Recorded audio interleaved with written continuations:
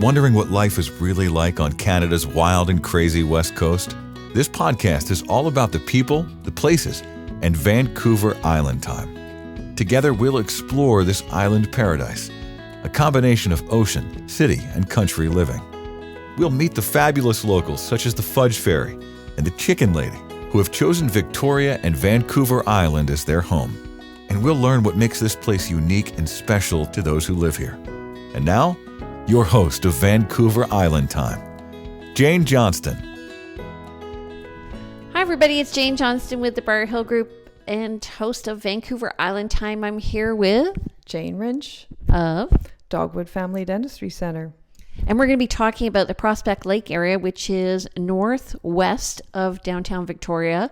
It's a beautiful treed area. There's a natural lake nearby, which we are just east of. So if you're coming up the highway, you want to go along interurban and then turn left along Goward. How long have you lived here? I've lived here since 2005. Okay, and what made you choose this area besides the fact that your parents are around the corner? I chose it because it was close to my work, and I just don't like to spend a lot of time in the car. Now in Victoria, you don't ever have to spend a lot of time in the car, but my commute is about 5 minutes in a car, 12 minutes on a bike, and 52 minutes walking. And what size property do you have? It's just under an acre. So, and it's all treed. You have lots of beautiful sort of topography here.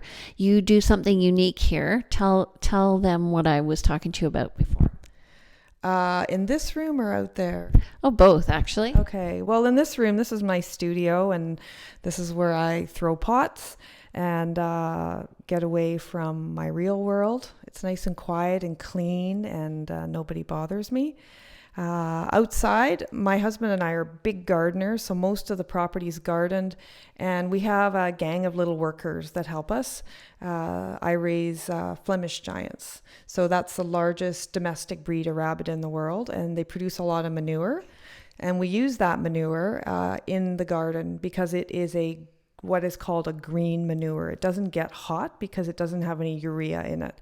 So we can move that manure right into our plants 12 months a year, and I never have to worry about them damaging some plants. And the amount of rabbit food we spend each year is about what it would cost to bring in proper compost. So is this a secret to your father's dahlias? No. He would like it to be, and he does steal manure regularly. I have an auxiliary group of rabbits over at his house. Okay, her dad's a character. Maybe one day I'll get him on the show. Probably not. How private is it here? It's super private. Most of the homes have long driveways to their house. We are not. We're pretty close to the road. And do you use the lake? We do use the lake. Most of the neighbors use little secret trails that are in behind, and so there are walking trails that you can take to the lake, or you can just, if we take our paddle boards and we just throw them in the back of the truck, and we're there in 3 minutes, and we just park at the park, or we'll go to a friend's house on the lake. Do a lot of non-resident people go to that lake in the summer? A lot do. A lot of people fish there year round, and they are not residents. They fish off the dock, they fish at the boat launches, they fish in little boats. It's pretty popular because it gets stocked with trout.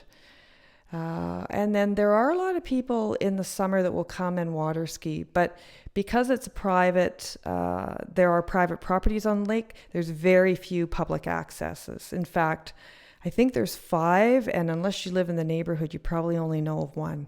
Yeah, the one at the north end of the lake. Right. And so I didn't think that they allowed power boats there. That's interesting to me. They do, but there are strict rules. And they have a set of buoys that are around the lake, and the power boats have to stay, they have to stay on one side of the buoy. Okay, so we know each other through rowing. How long have you rowed for? 3 years. Okay, so I think I'm 5. And what do you think about that community in terms of things to do in Victoria? What do you think of that community? The rowing community? Oh, it's huge. Rowing's huge. I've had 2 of my kids have been varsity rowers. Just about all of our kids, 5 of the 6 rowed in high school. Every high school in the city has a rowing team now, I believe. Except my daughters. Okay, except yours, daughters. And there are so many opportunities when you can row. There's 2 rowing clubs in the city, one on Elk Lake and one at Gorge Narrows. They're both great. They both have really active masters groups as well as the junior club. And of course, the national team is training here. Right. Actually, they just moved up to Duncan, but I understand they still come down here. They're not moving until after Tokyo. So they're actually, they do train periodically on Shawnigan Lake because it's a long stretch and they can get that many kilometers training in. But officially, they're not moving till after Tokyo. Okay, interesting. So do you know what prompted the move? I do. Then you say. There were too many rowers and boats on the lake.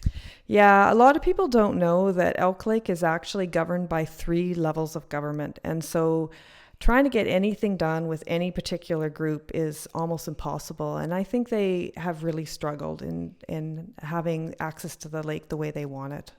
Yeah, but at the same time, they've so positively influenced our rowing community here. Oh, absolutely. Our kids know every national team member. They know all the stats on that member. They know the size of shoe those guys wear because they rode with them. So that's really neat. And that's super, super cool for Victoria. Yeah, it was funny. It was always a dream of mine after university, which was a long time ago, to row again. And so to come to Victoria and be able to do it is absolutely fantastic. Okay, so what else do you do for fun? We do lots and lots of hiking in the area. So we've hiked pretty much any area that you can hike in the lower southern Vancouver Island. That's really our winter activity. We also will ski. Do you go up to Mount Washington? We do. Yeah, we'll go up to Mount Washington with whichever kids are available or sometimes by ourselves. I find it, Vancouver Island is so great because you can go scuba diving in the morning, you can go hiking in the afternoon, or you can go skiing for the weekend. It's all very close. Do you ever have to leave the island? I leave the island for work. I'm on a few executive committees with some different organizations through my work, and I also teach a little bit at UBC, so I'm off the island at least once a month right now. I'd like to not be one day, but right now I'm away. So what's your preferred method of transportation? Depending where I'm going, what would be my choices? So you have the ferries from Schwartz Bay to Tsawwassen. You have Clipper if you're going to Seattle. You have Port Angeles Ferry. You have the Harbor to Harbor Ferry, and you have the Helijet. Looking at economics and looking at time, I usually fly, and I usually fly from the airport. It's usually cheapest and fastest, and there's the most available options. If I'm just going to Vancouver, I'll often take the ferry. I often reserve so that I can sit in my car and work or sleep. But those are really the 2 main ones that I take. Do you find that there is a ferry lifestyle? Oh, there's totally a ferry lifestyle. So describe it to me. What's your ritual around the ferries? The ferry lifestyle involves making a reservation, and it involves putting a sleeping bag in your car, and it involves making sure that you can hook up your computer in your car, and it involves making sure that you've got enough food so that you don't have to go up to the upper deck. Okay, so for ours, my husband loves to eat at the buffet. Yeah, that's true. So you can sit at the front, at the bow of the boat where the buffet is, and I think it's $15, and it's all you can eat, and he just chows down. Yeah, it depends on the meal, depends on the time of day, but that's definitely up there. Have you ever been first in line for the next ferry? Yes, I have. Third in line. I've been first, which is a 2-hour wait, folks. Actually, no, I was first once with my dad about 25 years ago. We missed the ferry in Tsawwassen. He made us sleep on the beach in Tsawwassen on the ferry causeway. So yeah, we were first that day. I think that's a lesson you never forget. Absolutely. So the other thing to do when you're at the ferry is to shop, especially on the Vancouver side, don't you find? Like in the ferry terminal? Oh yeah, there's good things to look at there, and it's changing periodically. Yeah, and the food it could be better, so I always wait to get on the ferry for the buffet myself. Yes, that's true. So when you came across from Ottawa, did you guys drive or fly? We flew. Actually, we flew separately because I had the kid and I had to pack up the house. The house needed to be sold and the practice needed to be sold, and my husband's job at the time started right away. So I drove. Oh yeah, fun. It's got to be done.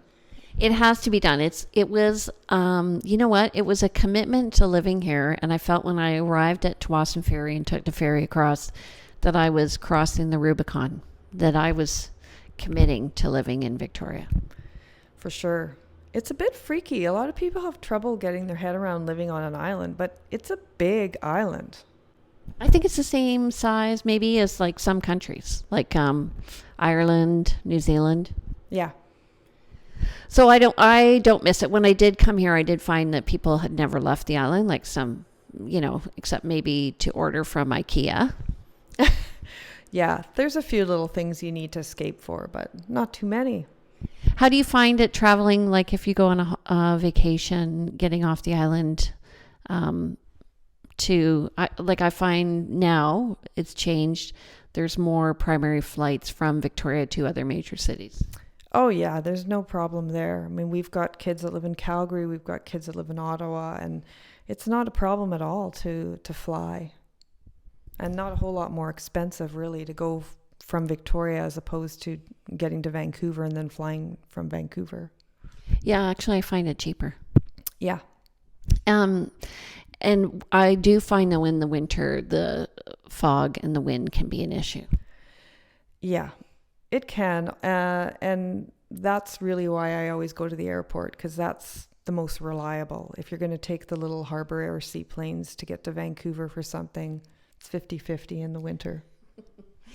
Okay, last question around food. So where do you go to eat around here for meals? Well, we don't eat out a lot, but if we did, we would go to Mosey's, which is amazing on West Saanich Road. It's a beautiful bakery. The food's amazing. You always know somebody in there. It's the unofficial community center of downtown Prospect Lake. For dinner, we like to go to Med Grill. We can go to Fireside Grill, which is across the street on West Saanich in Royal Oak. We really like Fudo. I'm not sure if I'm pronouncing it right. Japanese restaurant in Broadmead's, excellent, and a very well-known chef. And then Artisan Bistro is also really good, which is in Broadmead. Yeah, that I find that restaurant's really taken off. It hasn't been around that long. Yeah, it's been a little secret. In fact, most of those restaurants in Broadmead have been little secrets, and people just don't know about them. And it's only 10 minutes away. Yeah. Yeah. So if you want to live in the countryside, you can. If you want to come to Prospect Lake area, contact me. I'm Jane Johnston with the Briar Hill Group at Remax Camon. But stay tuned because we're going to be back in a minute. And Jane is going to talk about her life as a dentist in Victoria. We'll talk to you soon. Vancouver Island Time is brought to you by the Briar Hill Group at Remax Camon, Victoria, where we bring local expertise and global presence to your property. Hi, everybody. It's Jane Johnston with the Briar Hill Group at Remax Camon and host of Vancouver Island Time. I'm here with Jane Wrinch of Dogwood Family Dentistry Centre. When you came here, how hard was it? Because a lot of people who are watching this video are moving here from another city. How hard was it to start up a practice here? For me, it was easy. There weren't very many women at that time still. And so for me, it was easy because lots of people thought the novelty of a woman dentist was worth trying out. So it was easy for me. But you know, if you're good at any job that you do, you're going to be successful, and it doesn't matter what it is. I do find that, and I do find that like just having a good work ethic. For instance, I have a client who wanted to get her roof replaced on a new purchase, and the roof is 20 years old. It's cedar, and they're going to put in a new roof. She called 4 companies, and nobody called her back. Yeah, I believe it. That is island time, right? Yeah, it's island time. And for many, many years, there wasn't a lot of competition. People didn't have to work very hard to have a good, successful business. And there's still a bit of that still. I find, though, that for your business, like for me, I find in Victoria anyway, it is very active in terms of social media and technology. And you guys are really active on social media, too. Does that bring you business? It's hard to say because I've been practicing in Victoria over 20 years now. So I have a pretty loyal following who have been with me for a long time. And most of my new patients come from what we call internal referrals. So people that have referred, people who are patients referring new patients to me. Okay. So tell me about your business. What do you focus on? Well, it's a family practice. So we treat babies right until people in their 90s. We do a lot of different procedures. Pretty much anything that you want to get done in general practice, we can do. We do root canals, fillings, crown and bridge, orthodontics, pediatric dentistry, extractions, the works. My specialty that I like doing is cast gold restorations, because I've seen a lot of dentistry that's failed and cast gold restorations last, and it's lovely to look at work that's been done that I don't have to redo again. And do you have to go to special training for that? Oh yeah, and continual special training. It's difficult work to do. It's very precise, and it's hard. It's hard to do it well. But there's a good support system out there, and I belong to a very strong organization that mentors and that we have study clubs. So I'm continually working on those skills. So in terms of babies, I know that there are babies that maybe they're allowed to go to sleep with milk on their teeth and they get decay. So how do you treat that? Well, we would have to treat those children with fillings. Kids are often at that age not super compliant, and so they would have to be treated under some form of sedation. So now that, as of just recently, that's not something that I can do in my office anymore. So we refer out to a pedodontist who has hospital privileges. Okay, is that full sedation or partial, like with laughing gas? No, that's under a general anesthetic. So hospital settings now.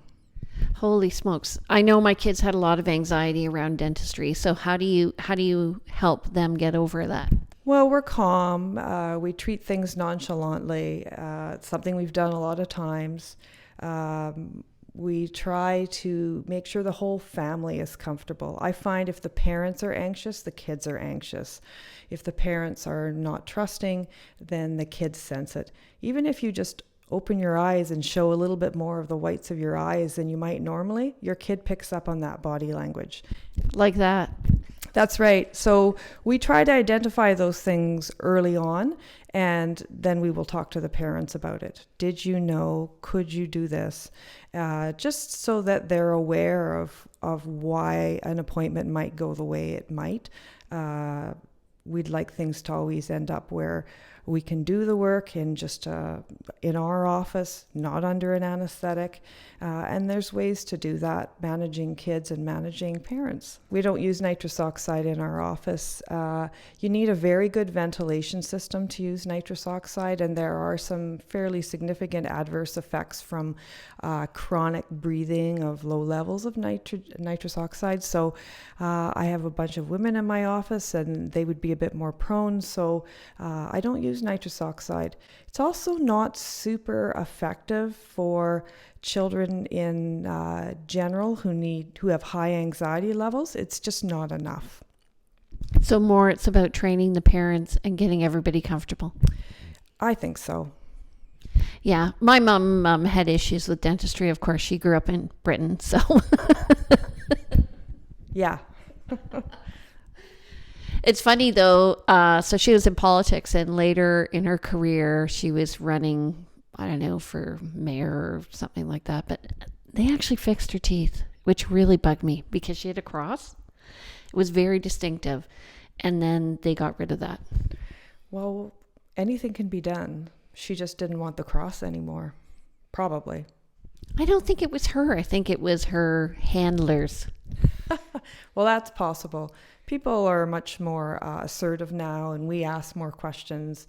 We make sure that colors are right and shapes are right. You're the one that's going to walk around and look at it, so we have to make sure that it's right and that the patient's happy. Do you find in 20 years things have really changed? Because I had braces for 6 years, and my daughter, I think she had them for 2.5. Well, I've been practicing almost 30 years, and yes, for sure, so many parts of dentistry have changed, and it's a struggle to keep up. You really have to work hard. You need to do a lot of continuing education per year, and you need to embrace all the technology, because dentistry has so much technology now. You can't work in an office without computers and scanners and all sorts of software and hardware that helps you do your job. So electric or regular brush? Well, the research tells us that actually an electric brush does a better job. So electric brush. Okay, mouthwash or no mouthwash? That depends on the person, and it depends on the type of mouthwash. For a healthy person with no periodontal disease, there's not really any need to use a mouthwash. Okay, and floss or no floss? I floss. Of course, yes, floss every day. Do you find as a dentist you look at everybody's teeth all the time? Yeah, sadly I do. Little things though, because I do a lot of orthodontics, I look at things like midlines that aren't coincident or cross bites. Yeah, little things that probably people don't notice that I might find interesting. But, you know, I work a lot of hours during the week, and when I'm off, I'm off. So I try to not think about teeth too much. Well, you know, it's funny. As a realtor, I look at everybody's house. Like I'm looking at your beautiful studio right now, and I'm looking at all the materials, and I'm just unconsciously aware. Yeah, it's the job, the career. So, do you have? I'm assuming you have other dentists in your office. I have one associate that works with me. Yes, she's a younger woman than me, very well trained, and an excellent complement in our practice. So you also have a lot of famous people in your office, or to be famous, Olympians. Yes, that's right. I do treat patients, any patient that is sponsored by the Canadian Sports Institute. I am their dentist. There is a need for that, right? Because they don't make much money. There's a huge need for it. There's an ugly window when you're not on your parents' insurance anymore, but you're not out there working. And it's a difficult time where you just don't have the funds. You usually don't have the insurance. And so it's a big help to these athletes because dentistry is important. Oral health, having a good oral health is super important. And I've seen athletes that have been trying to perform at their peak with all sorts of oral health problems. So I hope that our little office is making a little bit of a dent and helping them get closer to those metals. Awesome. In terms of oral health issues, what are common issues that people suffer here in Victoria? Like, do we have calcium in our water or anything? Like, do people tend to have softer teeth or harder teeth? Well, we don't have fluoride in the water here. It's not put in the water, and if you're on a well, there's very little fluoride in the grounds. That's huge here, and it's a big, big problem. When I was in Ottawa, I had a practice, same sociodynamics that I have now, and I would say 4.5 out of 5 kids I never did a filling on. In Victoria, same practice, and I would say that 4.95 out of 5 kids I do fillings on. And the only difference is these kids are not getting fluoride. So it's super important that kids get fluoride, and adults as well. Right, because it hardens the teeth. That's right. The calcium ions that are in the teeth exchange with the fluoride ions, and they make a stronger outer surface called fluoroapatite. Can you keep working on that as you age? Absolutely, for sure. So maybe that's where the mouthwash, a fluoride mouthwash would help? Yeah, if you're a high decay individual, then that would help. Okay, awesome. And what about kids? Any secrets to getting kids to brush their teeth? What I usually tell parents is you need to be in charge and you need to run the show in your house, because if they're getting away with not wanting to do things when they're kids, it's really hard when they're teenagers. And I have 6 children, so I have some expertise in that department. So until kids are about age 2.5, it's a struggle. You might have to do the Spider-Man thing and hold them down while your spouse or whoever brushes their teeth. I got my kids to line up on the floor with their toothbrushes in their hand, and I just did them in order. Pick a bright room, but don't brush their teeth while they're sitting up, because you can't see. Have them lying flat. It's also safer, because if they move their head, you could hurt them, and then that's not going to help the situation. So lying flat in a room with a bright light, on a bed or a sofa, toothbrush in their hand, is the best way to do it. And until they're about 2.5, you do have to be in charge. After that, they'll let you brush. And just remember, kids don't really have the dexterity to do their own teeth properly till they're about 9 or 10. Awesome. That's an awesome tip. Okay, so how do people follow you on social media? Well, we have an Instagram account, Dogwood Dental Team, and we have a Facebook, Dogwood Family Dentistry Centre. Okay, and if they want to make an appointment, what number do they call?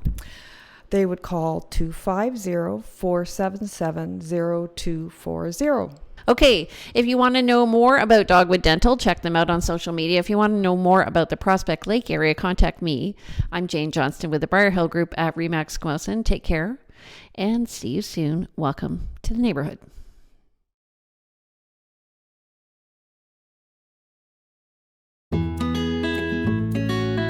Welcome to the neighborhood. We hope you have had some insight into West Coast living. If you know of someone or some place that should be highlighted in our podcast, we'd love to hear from you. Please go to VancouverIslandTime.com and click on our Connect button. See you next week on Vancouver Island Time with Jane Johnston.